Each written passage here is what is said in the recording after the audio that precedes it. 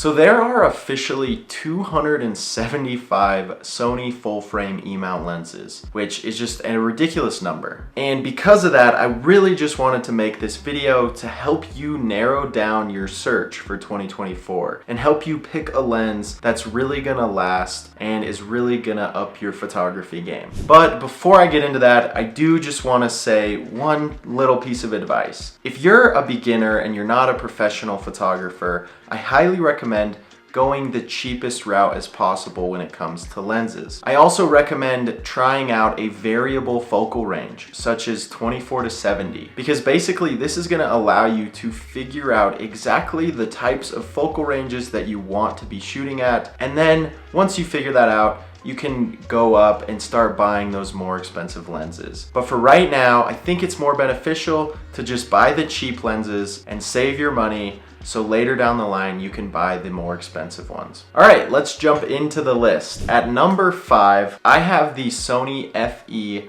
20 to 70 millimeter lens. This lens is much cheaper than the 24 to 70 G Master lenses that you could kind of compare it to. It's also much lighter, and because it has that 20 millimeter focal length, you can do a lot of vlogging with this lens, which I think is really cool, especially for a lens with such a large focal length. The only downsides of this lens is that it's an f4 and you're gonna end up losing one stop at each focal length, but it's not a huge deal as long as you don't need 2.8. At number 4 on the list is the Sony FE 70 to 200 f4 OSS version 2. That is a mouthful. Now this lens is shorter and it's lighter than previous versions of this lens, and it also has additional macro capabilities, which makes it super fun to shoot with. When you compare it to the more expensive G Master version of this lens, this one is still much lighter, and because it's cheaper, I think you get a little bit more bang for your buck.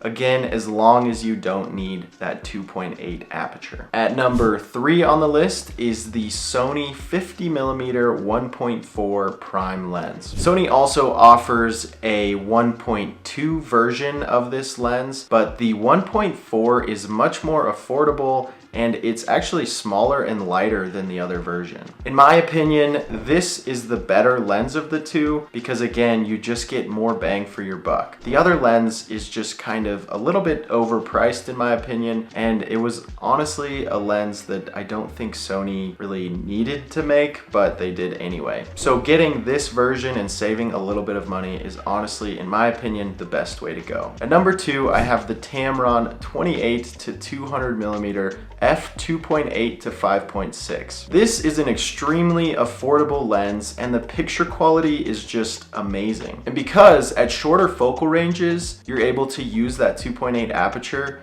it can do really well in low light. I'm gonna mention this about every single lens, but this is another one of those that's super light, super easy to travel with, and can just make your life a little bit easier. And at number 1, my favorite lens for this year is gonna be the Sony 24 to 105 f4 OSS lens. Now I do have a full review on this lens, so if you do wanna go check that out, I'm gonna put it right up here. But for now, I'm just gonna do a quick little overview. This is an extremely light and variable lens because it offers such a wide variety of focal lengths. The image quality is also just fantastic. Now, I mentioned this in my full review of this lens, but this is one of those lenses that you can just leave on your camera and you don't really need to worry about switching lenses back and forth. Or if you're traveling and you really can only fit one lens in your bag, or if you just want to go with one lens,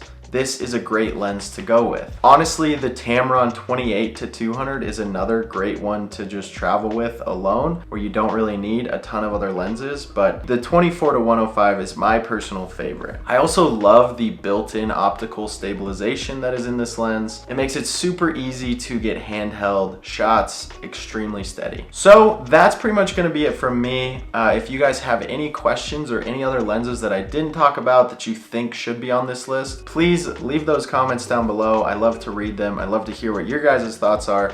so please do that. This channel has slowly been growing over the last year, and it's great to have a bunch of new people here, so I really appreciate that. But if you're not subscribed, please do. Definitely helps out the channel a lot. Anyways, I will see you guys in the next video. Until then, peace.